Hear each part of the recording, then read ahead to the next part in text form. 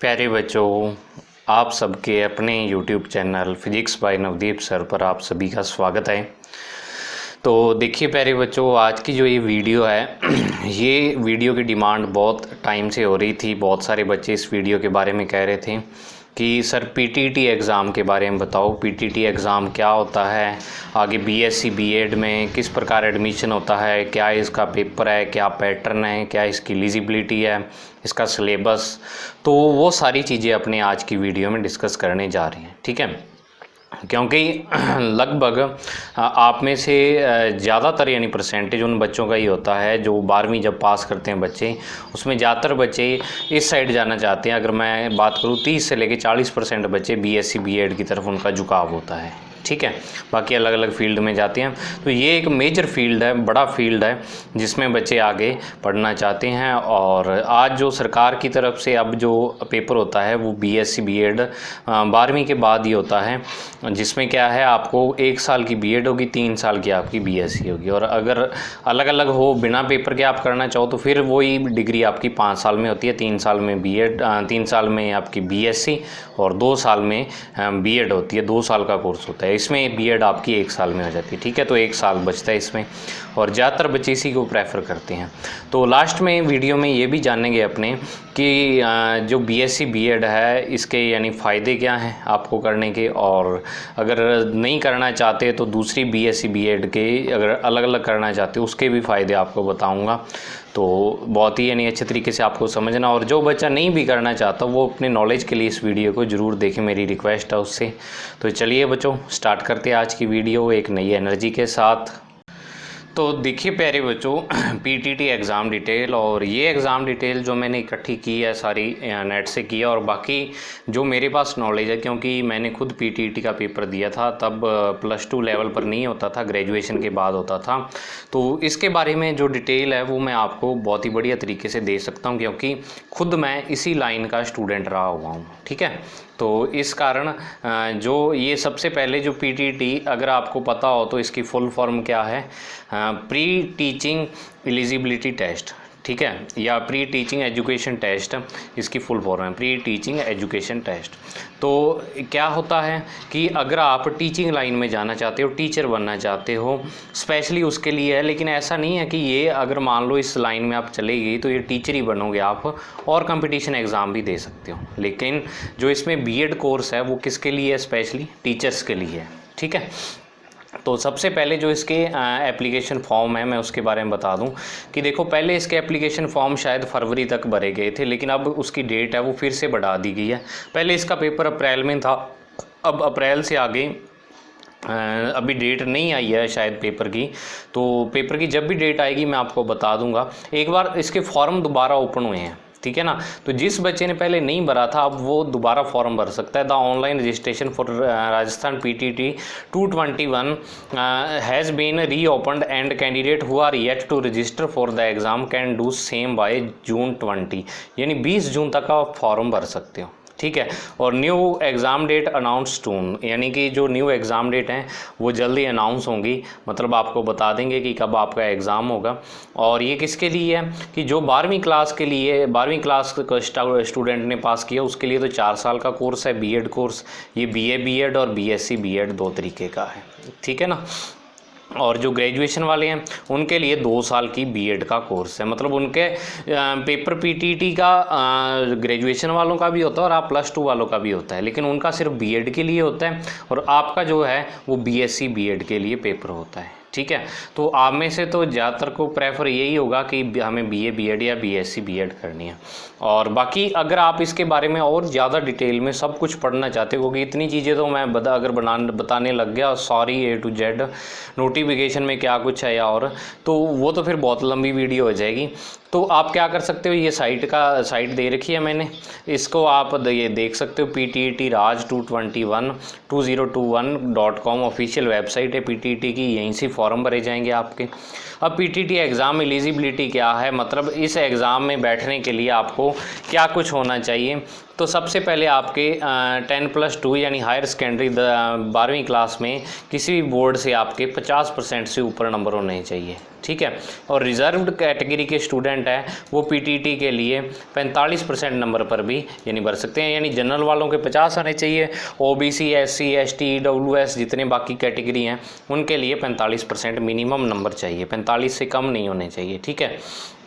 और क्या है, 10+2 appearing candidate can also provide they submit all their relevant documents and certificates before the last date of final counselling round. यानी इसके कहने का मतलब है भी जब आपकी काउंसलिंग होगी, जब आपको जैसे कॉलेज मिल गया तो वहाँ काउंसलिंग होती है, कॉलेज में एडमिशन लेने जाते हो आप, तो उस एडमिशन से पहले आपकी मार्कशीट वगैरह सब कुछ आ जाना चाहिए। तो वो आ जाता है, उसमें कोई दिक्कत ही नहीं है, आपकी इस बार भी आ जाएगा जब आप एडमिशन लोगे, क्योंकि पहले तो पेपर होगा, फिर पेपर का रिजल्ट आएगा, फिर आपसे फॉर्म भरवाएंगे, वो आगे सारा प्रोसीजर, तो तब तक आपकी मार्कशीट आराम से आ जाएगी, ठीक है।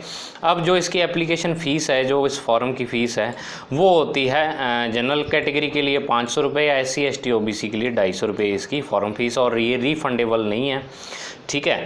तो ये डेबिट क्रेडिट नेट बैंकिंग के थ्रू भरी जा सकती है, और अगर आप में से कोई बच्चा घर पे फॉर्म भरना जानता है तो वो खुद भी भर सकता है, क्योंकि ये सारी पेमेंट मेथड से आप घर पे भी पेमेंट कर सकते हो। लेकिन मैं आपको प्रेफर करूँगा ये मित्रा वालों से भरवा के आओ, उनको पता होता है सारा कुछ। अब बात आती है इसके एग्ज़ाम पैटर्न के बारे में, ठीक है।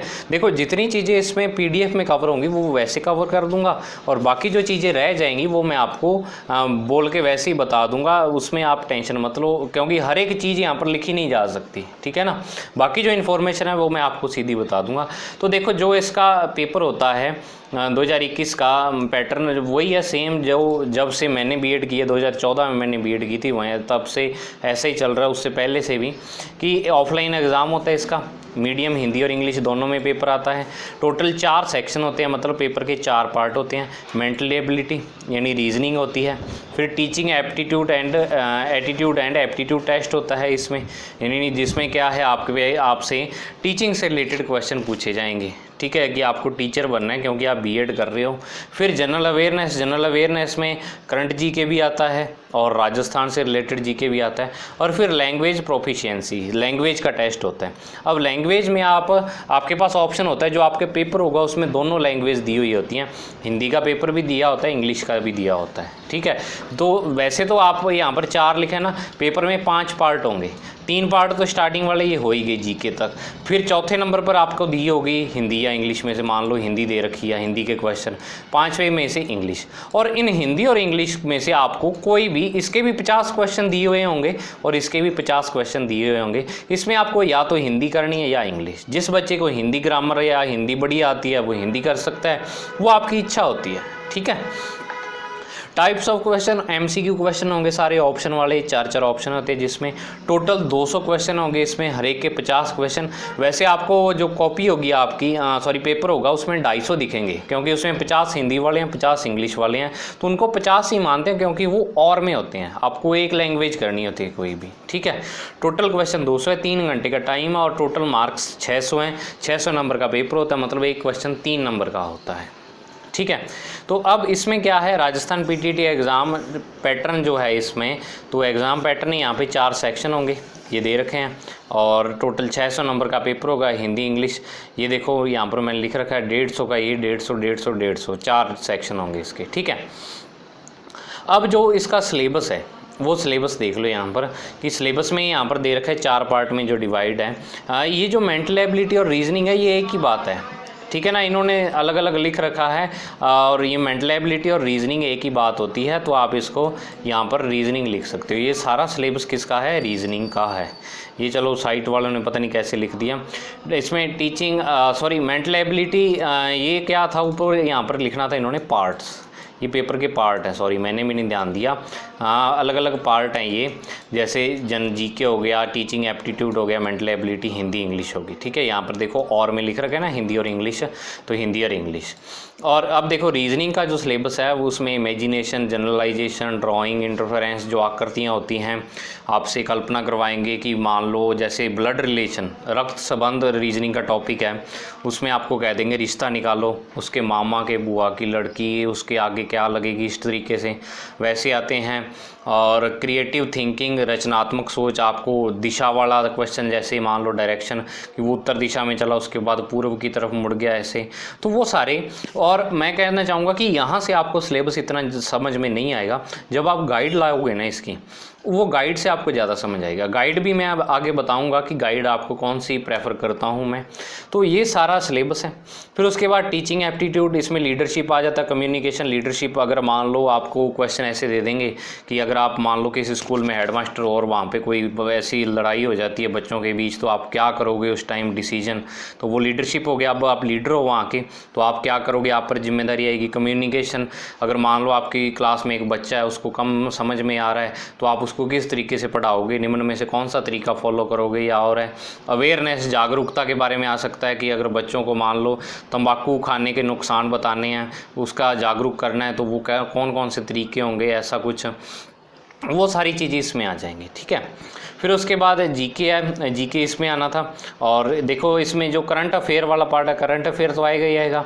इसमें इंडियन हिस्ट्री कल्चर आ जाएगा, एनवायरनमेंट स्टडी आ जाएगा, नॉलेज अबाउट राजस्थान। अब नॉलेज अबाउट राजस्थान में तो बहुत कुछ आ जाता है, राजस्थान की जियोग्राफी, हिस्ट्री आ जाती है राजस्थान की। ठीक है, राजस्थान की कला संस्कृति आ जाती है, आर्ट एंड कल्चर आ जाता है, वो सारा कुछ आ जाता है।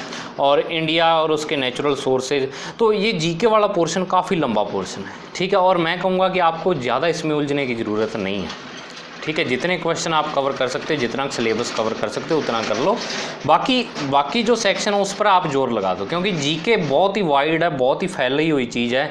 तो जीके में आप अगर मान लो पूरा अपने आप को लगा देते हो, तो उससे क्या है, आपके बाकी सेक्शन कमज़ोर होने का खतरा है। मतलब बाकी सेक्शन में हो सकता है आपकी तैयारी ना हो। फिर इंग्लिश हिंदी लैंग्वेज है, तो इसमें वोकेबलरी है, कॉम्प्रीहेंशन है। वोकेबलरी मतलब मीनिंग वगैरह, कॉम्प्रीहेंशन, पैसेज आएगा उसमें। ठीक है, हिंदी में भी पैराग्राफ आ जाएगा, गद्यांश पद्यांश वाला। फंक्शनल ग्रामर, सेंटेंस स्ट्रक्चर, जो नाउन प्रोनाउन, ऐसा सारा कुछ। और वाक्य संरचना इसमें भी हिंदी में। तो वो सारी चीज़ें इसमें आ जाएंगी। ठीक है, और मैं आपको यही कहूँगा दोबारा से, अगर किसी बच्चे को ये सिलेबस नहीं समझ आ रहा, क्योंकि ये सिलेबस नेट पर दे रखा है, वो बुक लेके आए। ठीक है ना, बुक में जो सिलेबस दे रखा होगा, बुक में आप क्वेश्चन पढ़ोगे, किस तरीके के क्वेश्चन आते हैं, तब आपको ज़्यादा समझ में आएगा। और जो इसके प्रीवियस ईयर क्वेश्चंस हैं, वो प्रीवियस ईयर जो पेपर हैं, वो मैं टेलीग्राम चैनल पर अपलोड कर दूंगा। ठीक है, समझ आई बात। हो सका तो इसकी एडवर्टाइजमेंट भी, जो उसमें और चीज़ें लिखी हुई होंगी, वो भी अपलोड कर दूंगा। और जो इसके पेपर होंगे प्रीवियस ईयर, वो भी आपको प्रोवाइड करवा दूंगा। और मेरी एक इच्छा भी थी, क्योंकि मैं जो स्टूडेंट रहा हूँ, बैंक एसएससी की लाइन से काफ़ी रहा हूँ। वैसे तो टीचिंग लाइन है, टीचिंग लाइन मैंने अभी ज्वाइन किया 2 साल, उससे पहले बैंक एसएससी में फुल रहा हूँ। तो अगर हो सका, मैं प्लानिंग कर रहा हूँ, हो सका तो आपको रीजनिंग का कुछ पार्ट इसका मैं करवा सकता हूँ। ठीक है, रीजनिंग मुझे अच्छी आती है, रीजनिंग पर पकड़ मेरी काफ़ी अच्छी है। रीजनिंग का जो पार्ट है वो मैं इसमें करवा सकता हूँ। और एक चीज़ मुझे ये बता देना आज के कमेंट सेक्शन में आप, कि आप में से कौन कौन से बच्चे इंग्लिश रखना चाहते हैं, कितने के बच्चे हिंदी रखना चाहते हैं। ठीक है, ज़रूर बताना कमेंट करके कि इंग्लिश और हिंदी वाले कितने कितने बच्चे हैं। अब नेक्स्ट है पीटीटी की एक्सपेक्टेड कट ऑफ। जो एक्सपेक्टेड यानी कि लगभग रहती है कट ऑफ। तो देखो पहले पीटीटी कट ऑफ बहुत कम रहती थी। ठीक है, लेकिन अब क्या है, पीटीटी कट ऑफ काफ़ी ज़्यादा जाने लग गई है। लेकिन अपने ऐसे नहीं कह सकते कि पिछले साल ज़्यादा गई थी अब उससे ज़्यादा जाएगी, क्योंकि वो पेपर पर भी, पैटर्न पेपर पर भी डिपेंड करती है जो कट ऑफ होती है। भी आपके पेपर का लेवल कैसा आ रहा है। ठीक है, कि अगर मान लो पेपर हार्ड ही आ गया, जो किसी के पल्ले ही नहीं पड़ रहा पेपर, तो उसकी कट ऑफ ऑटोमेटिक कम जाएगी। और अगर पेपर बिल्कुल आसान आ गया, कट ऑफ ऑटोमेटिक हाई जाएगी, क्योंकि उसको वीक से वीक स्टूडेंट भी पेपर को आराम से कर सकता है। तो ये एक एक्सपेक्टेड सी कट ऑफ लगाई गई है पिछले साल की भी, इतनी कट ऑफ लगभग जा सकती है। तो देखो जनरल की 420 600 में से काफ़ी ज़्यादा कट ऑफ है। और एससी की 340 से 70, एसटी की 310 से 340, ओबीसी की 380 से 410। तो मैं कहना चाहूँगा यहाँ पर कि अगर आप जनरल के स्टूडेंट हो, ठीक है, तो जनरल के स्टूडेंट के वैसे तो पेपर जब होगा तब आपको सही बता सकता हूँ कट ऑफ में इसकी कितनी की जा सकती है। लेकिन आप टारगेट रखो कि मुझे 400 प्लस नंबर लेके जाने हैं। अब नंबर ले जाने का फ़ायदा मैं अभी आपको बताऊंगा। और ओबीसी स्टूडेंट ये टारगेट रखो कि मुझे 350 प्लस नंबर लेके जाने हैं। SC ST वाले ये टारगेट रखो कि मुझे 300 प्लस नंबर लेके जाने हैं, ठीक है। और बाकी वाले देख लो आप उस हिसाब से, कोई 20-20 नंबर इसमें कम कर लो, इतना टारगेट ज़रूर रखो। अब देखो होता क्या है, कट ऑफ का सिस्टम क्या है कि देखो कट ऑफ है, उसके आधार पर मान लो आपके जैसे नंबर आ गए बीएड में, जो आपके मान लो 400 नंबर है किसी के, ठीक है, 2 आप फ्रेंड हो, एक के 400 नंबर है, एक के 380 नंबर है, ठीक है। तो अब वहाँ पर क्या होगा कि आपसे फॉर्म भरवाएंगे, आपका फ्रेंड भी भरेगा, आप भी भरोगे, आपके 400 हैं उसके 380 हैं। तो अब देखो क्या होगा कि आपने बिल्कुल एक जैसे कॉलेज भरे, ठीक है, आपसे कॉलेज भरवाए जाएंगे, एक लिस्ट उपलब्ध करवाई जाएगी आपको, फार्म जब आपका रिजल्ट आ जाएगा ना ये, तब आपको आगे काउंसलिंग फॉर्म भरना होगा। काउंसलिंग फॉर्म मतलब आपका कॉलेज मिलने वाला फॉर्म। तो अब देखो उसमें क्या होगा आपको कि आपको अपनी चॉइस के अकॉर्डिंग जो आपके नज़दीक पड़ते हैं कॉलेज, वो कॉलेज भरने होंगे। आपको लिस्ट दी होगी कॉलेज की, मान लो पहले नंबर पर आपको, अगर मान लो पहले नंबर का कॉलेज चाहिए तो कौन सा चाहिए, दूसरे का कौन सा चाहिए, तीसरे नंबर पर कौन सा, चौथे पर कौन सा, इस प्रकार से बहुत सारे ऑप्शन होते हैं, ठीक है। उसमें 15-20 आप कॉलेज भर के उसके बाद आप कह सकते हो एनीवेयर इन, आप जिस डिस्ट्रिक्ट से हो, जैसे मैं हनुमानगढ़ से हूँ तो एनीवेयर इन हनुमानगढ़ की, अगर मान लो ऊपर वाले 14-15 कॉलेज भी नहीं मिले तो हनुमानगढ़ में कहीं मर्जी मिल जाए। फिर उसके बाद आप कहीं लिख सकते हो, जैसे मेरा साथ में डिस्ट्रिक्ट है गंगानगर है, तो एनीवेयर इन गंगानगर, इस तरीके से, ठीक है। फिर उसके बाद एनीवेयर इन राजस्थान, तो इसमें ऑल राजस्थान आपको कहीं भी कॉलेज मिल सकता है, ठीक है। लेकिन जो अगर आपके नंबर ज़्यादा हैं, मान लो आज जैसे आपको 400 नंबर हैं और आपके बिल्कुल बगल में कोई कॉलेज है 1 किलोमीटर दूर पड़ता है, और वो आपने पहले नंबर पर भरा और उस कॉलेज की मेरिट है वो 390 नंबर चली गई, ठीक है। उस कॉलेज में जो एडमिशन हो रहे हैं वहाँ पर बच्चे आए हैं, उनके 390 नंबर है, तो 400 आपके हैं, तो आपका आराम से वहाँ पर एडमिशन हो जाएगा। लेकिन आपके फ्रेंड का वहाँ पर नहीं हो पाएगा जिसके 380 नंबर है। तो कॉलेज की जो चॉइस आप भरोगे आगे भी, मेरे को ये कॉलेज चाहिए, वो मिलने के चांस तब ज़्यादा होते हैं जब आपके पेपर में नंबर काफ़ी ज़्यादा हैं, ठीक है। पेपर आपका काफ़ी बढ़िया हो, काफ़ी अच्छे नंबर लेके आओ, तो ये फ़ायदा होता है।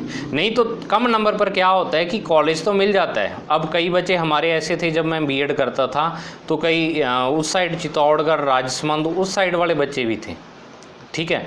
तो उनको कॉलेज मिला ही यहाँ पर, हनुमानगढ़ उस साइड मिला ही नहीं कोई कॉलेज, तो ये पंगा हो जाता है उसमें कि आपको राजस्थान में और कहीं भी कॉलेज मिल सकता है उसमें। तो ये चीज़ है कि जब आप, इस कारण जो पेपर है आपका, उसमें आपके नंबर ज़्यादा से ज़्यादा होने चाहिए। अब जो इसके लिए बेस्ट बुक है, मैं आपको यही प्रेफर करूँगा। देखो 2 बुक्स यहाँ पर दे रखी है, दोनों ही जो बुक्स हैं वो लक्ष्य की बुक्स हैं, ठीक है। लक्ष्य की बुक जो बाज़ार में सबसे ज़्यादा चलती है, और इसमें क्या है डिटेल से भी काफ़ी दिया हुआ होता है। अब ये वाली जो बुक है ये फ्लिपकार्ट पर मैंने देखी थी, और इसमें प्रीवियस ईयर के पेपर भी हैं, 2017, 18, 19, 20, ठीक है। 4 सालों के इसमें सॉल्व किए हुए पेपर हैं। और ये क्या है, इसमें ओनली सिलेबस है, ये थ्योरेटिकल बुक है, और इसमें साथ में MCQ दे रखे हैं आपको प्रैक्टिस के लिए, सिलेबस और MCQ है। ये बुक मेरे पास थी जब मैंने तैयारी की थी, तब यही बुक लाया था मैं, और यही सबसे ज़्यादा चलती है। अब इससे अलावा भी अगर आपको मान लो कोई बढ़िया बुक मिलती है, जैसे राय पब्लिकेशन की भी आती है, फर्स्ट रैंक की भी बुक आती है पब्लिकेशन की, तो कोई भी बुक ले लो। मैं आपको ऐसे नहीं कहूँगा कि जो मैंने बताई हैं वो लो। अगर आपकी कोई और इच्छा है, कोई आपको, आपका बड़ा भाई बहन जो मान लो उसने बीएड कर रखी है, उसके बढ़िया नंबर आए हैं, वो प्रेफर करता है, तो वो ले लो। लेकिन बुक एक ही रखना, आप बदलना मत, क्योंकि इतना टाइम नहीं होता और इतना सिलेबस भी आपका कवर नहीं हो पाएगा।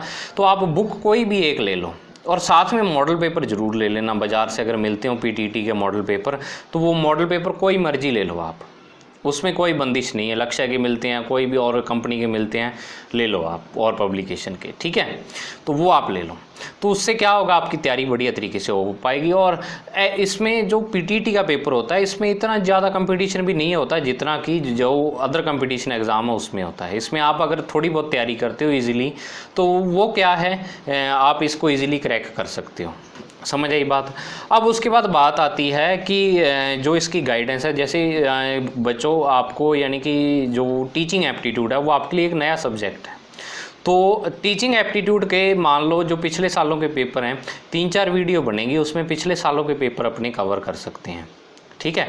तो वो कवर करेंगे 3-4 सालों के, जिसमें क्या है, अगर मान लो 200-300 क्वेश्चन भी आपने कर लिए ना, आपको पता लग जाएगा कि इस क्वेश्चन को सॉल्व कैसे करना होता है। उनकी तैयारी करने की ज़रूरत नहीं पड़ती, वो आपकी सोच पर डिपेंड करते हैं, ठीक है, आपकी थिंकिंग पर डिपेंड करते हैं। वो जो 50 क्वेश्चन होंगे ना, वो और सबसे ज़्यादा नंबर आप देखना उसी में बनेंगे आपके, बाकी किसी में नहीं बनेंगे। सबसे ज़्यादा नंबर टीचिंग एटीट्यूड या टीचिंग एप्टीट्यूड जो इसमें शिक्षण अभियोग्यता है उसमें बनेंगे आपके। देख लेना, मैंने आज आपको बता दिया है।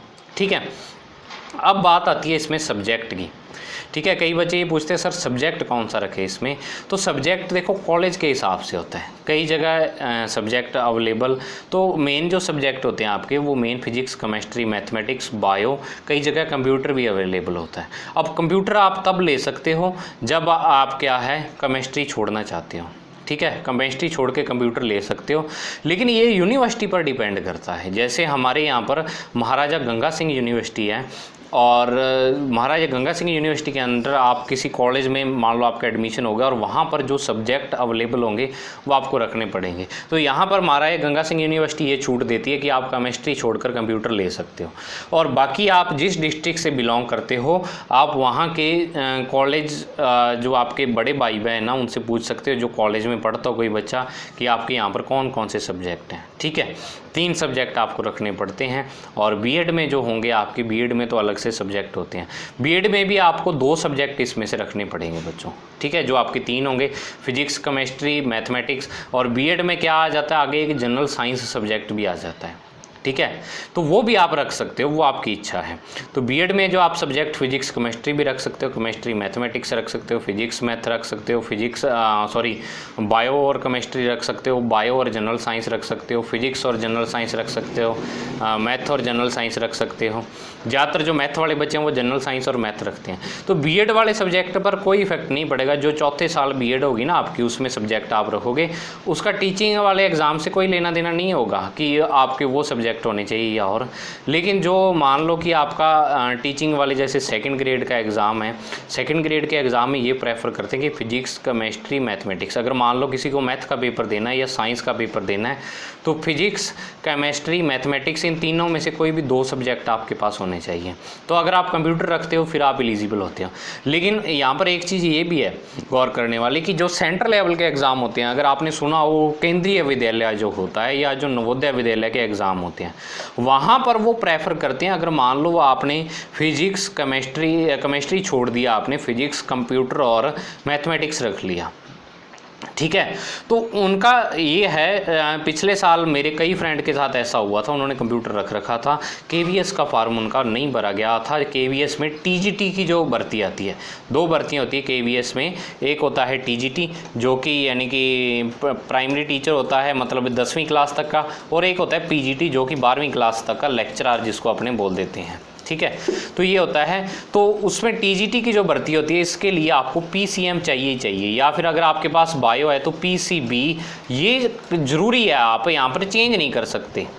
ठीक है, या सॉरी बायो वाले यहाँ पर ये है कि बायो वालों की जो बायोलॉजी है ये आगे बोटनी और जूलॉजी और केमिस्ट्री, ये तीनों सब्जेक्ट आपको चाहिए। बायो वालों का ये कॉम्बिनेशन बनेगा, या अगर आप फिजिक्स भी रखते हो तो फिजिक्स रख सकते हो यहाँ पर। ठीक है, वो आपकी इच्छा है, लेकिन बायो वाले ज़्यादातर यही लेते हैं। बायो वालों के लिए ये कॉम्बिनेशन भी सही है, केवीएस के लिए एलिजिबल हो जाते हैं, एनवीएस जो नवोदय विद्यालय उसके लिए एलिजिबल हो जाता है आराम से बायो का स्टूडेंट। ठीक है, तो ये था बच्चों मेन। तो पीसीएम मैं तो आपको यही प्रेफर करूँगा कि जो सब्जेक्ट आपने 12वीं क्लास में रखा था आप वही रखो, अगर आप इसमें ये करना चाहते हो।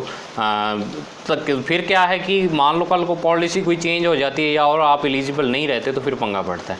ये ऑथेंटिक सब्जेक्ट है, मतलब 100% सही सब्जेक्ट है। पीसीएम या पीसीबी जो आप रखोगे, या बोटनी, जूलॉजी और केमिस्ट्री, ये बिल्कुल ऑथेंटिक सब्जेक्ट है, आप हर एक पेपर दे सकते हो इसकी हेल्प से। समझ आई ये बात? तो ये कुछ बातें थी जो आपसे शेयर करनी थी। अब अगर आपके मन में अब भी कोई डाउट है या क्वेश्चंस हैं तो वो मुझे आप ज़रूर कमेंट सेक्शन में बताना, मुझसे पूछना। मैं उस पर एक अलग से नेक्स्ट वीडियो पीटीटी 2nd की भी बना दूंगा। जो आपके अगर क्वेश्चंस काफ़ी सारे हो गए तो उस पर बना दूंगा। इस पर मेरे पास फुल यानी कि नॉलेज है, फुल जानकारी है। जो जो क्वेश्चन आप पूछना चाहोगे आपको हर एक क्वेश्चन का जवाब मिलेगा। एक बच्चा मुझसे ये पूछ रहा था सर इंग्लिश मीडियम के लिए बुक बता दो, तो उसको इंग्लिश मीडियम की बुक मैं पूछ के बता दूंगा, क्योंकि मैं खुद हिंदी मीडियम से था और ज़्यादातर मेरे साथ कॉन्टैक्ट वाले भी हिंदी के थे। इंग्लिश मीडियम के लिए कंपटीशन की तैयारी के लिए, मतलब जो पीटीटी के एग्ज़ाम की, वो एक बार मुझे नहीं पता है, मैं पूछकर ज़रूर बता दूंगा, नेक्स्ट वीडियो में बता दूंगा। ठीक है। तो मुझे बताना कैसी लगी आपको वीडियो और ज़रूर शेयर करना आप अपने फ्रेंड्स के साथ। तो thank you, have a nice day प्यारे बच्चों, और चैनल को लाइक शेयर सब्सक्राइब करते रहना और इस वीडियो को भी आगे ज़्यादा से ज़्यादा अपने फ्रेंड्स के साथ शेयर करना। थैंक यू प्यारे बच्चों।